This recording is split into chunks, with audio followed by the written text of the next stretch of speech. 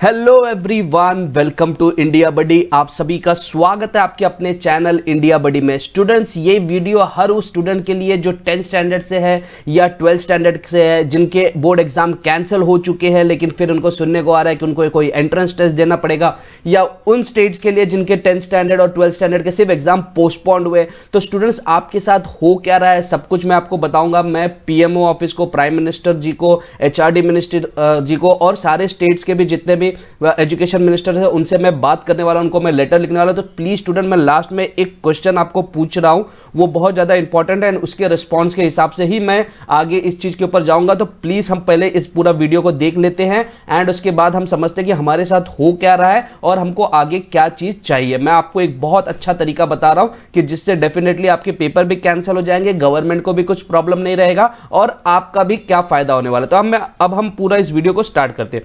Students, आपको पता होगा कि 10th एंड 12th मतलब बोर्ड एग्जाम के दोनों जो 10th एंड 12th जो मेन बोर्ड एग्जाम्स होते हैं, उनके सारे स्टूडेंट्स एक साथ डिमांड कर रहे थे कि कैंसल बोर्ड एग्जाम। ठीक है, आप सभी को बोला जा रहा था कैंसल बोर्ड एग्जाम, मतलब आपकी यूनिटी बहुत स्ट्रांग थी और आप बहुत ज्यादा सबके हाईलाइट हो रहे थे।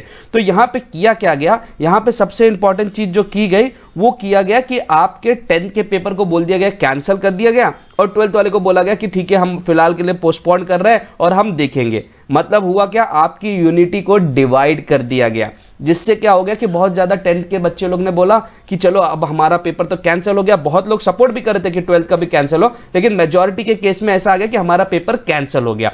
एंड ऐसा भी हो गया, देखिए जब पेपर कैंसिल हुआ था उसके बावजूद मैं आपको 10th वाले को बोलता था कि जब तक आपका रिजल्ट नहीं बन रहा है, जब तक आपका पूरा ऑफिशियली हाथ में रिजल्ट नहीं आएगा, तब तक आप रुकना नहीं, आपको बहुत सारे अपडेट्स आ सकते हैं। लेकिन ऐसा हो गया था कि बहुत सारे बच्चों लोग का ये हो गया कि उन्होंने 10th की अपनी बुक्स भी बेच दी है। ये भी एक सिनेरियो है कि मुझे 2-4 ईमेल आया जिसमें उन्होंने कहा कि हमने 10th की बुक को भी बेच दिया है। कुछ लोगों ने बोल दिया कि 10th वाले को कुछ करना ही नहीं, आप जाओ गांव में जाओ आराम से करो। लेकिन मैं हमेशा बोलता था कि 10th स्टैंडर्ड वाले लोगों को भी रुकना पड़ेगा, क्योंकि आपको सिर्फ पेपर कैंसिल किया गया, आपका रिजल्ट का जो पार्ट है वो मैटर था।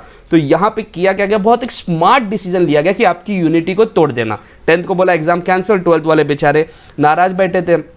फिर कुछ समय के बाद बोला कि हाँ ठीक है, हम 10th के रिजल्ट तो बना सकते हैं, लेकिन उनके एंट्रेंस टेस्ट को कैसे किया जाएगा, तो एक सीईटी कर दिया जाएगा। मतलब कॉमन एंट्रेंस टेस्ट की तरह एक बात चल रही है कि सीईटी रख दिया जाएगा एंड उस सीईटी में आपके ऊपर बहुत सारे, मतलब जो सारे सब्जेक्ट्स आपने 10th में पढ़े उससे रिलेटेड आपको क्वेश्चंस रहेंगे एंड जो उसके मार्क्स मिलेंगे उससे आपको एंट्रेंस, मतलब जो आपका फर्स्ट ईयर 11th स्टैंडर्ड का है वहां पे आपको एडमिशन मिल जाएगा। तो अगर एडमिशन सीईटी पे देना है तो फिर हम 10th का रिजल्ट क्यों बना रहे हैं? तो रिजल्ट बनेगा इंटरनल असाइनमेंट पे या स्कूल डिसाइड करेगा और उसके बाद बच्चा एक वापस पेपर देगा। मतलब आप समझ रहे हो, आपको पेपर तो दिलाया ही जा रहा है, मतलब आपकी यूनिटी को तोड़ा गया, फिर आपको पेपर दिलाया जाएगा और दोनों काम, मतलब 12th वाले को भी बोला जाएगा आपको तो बोर्ड एग्जाम देना है और 10th वाला भी बेचारा सरप्राइज हो गया। बहुत सारे 10th के बच्चों लोग ने तो पढ़ाई भी छोड़ दी थी। इसलिए मैं बोल रहा था स्टार्ट से कि आप फॉलो कीजिए, फॉलो कीजिए, फॉलो कीजिए, क्योंकि 10th में भी बहुत सारा चेंजेस हो सकते हैं। एंड जब ये टेस्ट होंगे, भले वो जून जुलाई में हो, अगस्त में हो, या जब भी उसको किया जाए, और वो कोविड टाइम में हुआ तो उसका इंपैक्ट यही होगा कि उसका जो कोरोना केसेस है वो बढ़ते जाएंगे। भले फिलहाल कोरोना केसेस कम हो रहे हैं, लेकिन हो क्या रहा है, जब कोरोना केसेस कम हो रहे हैं तो वो क्यों हो रहा है, क्योंकि हमने लॉकडाउन किया है, स्ट्रिक्टली फॉलो किया है। और जब हम इतना ज्यादा बच्चों को एक साथ बैठाएंगे पेपर देने के लिए तो वहां पे तो ये चीजें फैलने के बहुत ज्यादा चांस है। तो अब सबसे इंपॉर्टेंट चीज आ रहा है कि अब जो बेस्ट चीज है जो बच्चे करे क्या। देखिए, मैं गवर्नमेंट का पहले पॉइंट ऑफ व्यू से बात करता हूं, फिर मैं आपको बताता हूं कि आपकी पॉइंट ऑफ व्यू से क्या सबसे इंपॉर्टेंट चीज है। डेफिनेटली ये काम करेगा, 101% ये चीज काम करेगा। सो यहां पे है क्या कि गवर्नमेंट को टेंशन है कि जो भी इंटरनल स्कूल जो रिजल्ट बनाएगा इंटरनल के बेस पे, शायद उसमें वो अपने बच्चों को बहुत ज्यादा मार्क्स दे। ठीक है, तो अगर गवर्नमेंट को इस चीज के प्रॉब्लम है कि स्कूल जो रिजल्ट बनाएगा वो उतना बोलते ना कि बायस्ड होगा, उस फॉर्म में होगा, तो हम वो रिजल्ट स्कूल से बनवाई क्यों रहे। हम क्या कर सकते हैं, देखिए यहां पे सबसे बेस्ट तरीका है कि स्कूल से रिजल्ट बनवाएंगे, फिर एक हम सीईटी का टेस्ट करवाएंगे। सबसे बेस्ट तरीका क्या है, आप असाइनमेंट दे दो एंड प्रोजेक्ट दे दो। चाहिए तो आप डिफरेंट सब्जेक्ट्स के हिसाब से आप असाइनमेंट एंड प्रोजेक्ट दे दो, वो भी बच्चों को ऑनलाइन सबमिट करना पड़ेगा एक पर्टिकुलर डेट पे एंड उसके बाद वो जो असाइनमेंट होगा वो कोई एक्सटर्नल टीचर चेक करेगा। मान लीजिए कोई मुंबई का स्कूल है, उसमें सारे बच्चों ने अपना असाइनमेंट चेक किया, तो नागपुर का एक टीचर उसको चेक करेगा कि भाई जो असाइनमेंट से रिलेटेड एक ईवीएस का प्रोजेक्ट आपने दे दिया या कुछ आपको पोल्यूशन के बारे में बोला लिखने को, तो जब बच्चे का वो पॉइंट्स पड़ेगा तो उसको समझ में आएगा कि बच्चे ने कितना ज्यादा रिसर्च किया है और ये कितना एक्टिव है, तो उसके हिसाब से मार्क्स देगा। क्योंकि अब यहां पे तो बायस नहीं होगा, क्योंकि उस टीचर को तो नहीं मालूम कि बच्चा कैसा है, उसके सामने सिर्फ उसका असाइनमेंट है, उसके बेस पे वो डिसाइड करेगा।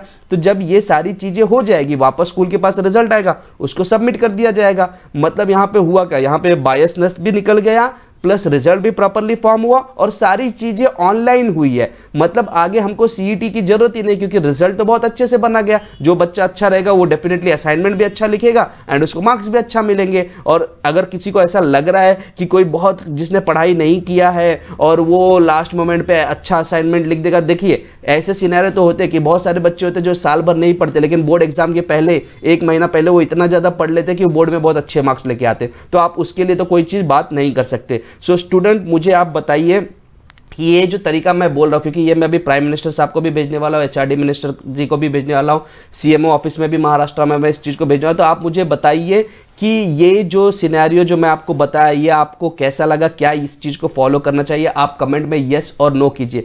लेकिन सबसे ज्यादा इंपॉर्टेंट चीज ये है स्टूडेंट्स की मुझे आपकी यूनिटी चाहिए। 10th एंड 12th स्टैंडर्ड के जो बच्चे लोग का यूनिटी टूट गया था, वो यूनिटी चाहिए। प्लीज चैनल को भी आप सब्सक्राइब कीजिए। देखिए इसके पहले भी जब हमने सिंगल पेपर की बात की थी, हमारे पास जो सब्सक्राइबर थे हमने उसके थ्रू ही भेजा था लेटर, लेकिन आप समझ रहे उनको वो चीज भी पसंद आई। तो अगर आपकी यूनिटी बढ़ते जाएगी तो धीरे धीरे हमारा जो डिमांड है उसको भी हम बहुत हायर लेवल तक लेके जाएंगे। तो प्लीज स्टूडेंट जितना हो सके उतना आप सब्सक्राइब कीजिए, वीडियो को आप शेयर कीजिए। मुझे मालूम है आपको ये पूरा सिनेरियो समझ में आया, आप वीडियो को तो लाइक करेंगे। एंड मोस्ट इंपॉर्टेंट चीज, अपना आप कमेंट मुझे कमेंट बॉक्स में आप लिखिए कि क्या आपको ये मेथड पसंद आया कि जो एक एक्सटर्नल टीचर असाइनमेंट चेक करेगा। So thank you very much for watching India buddy.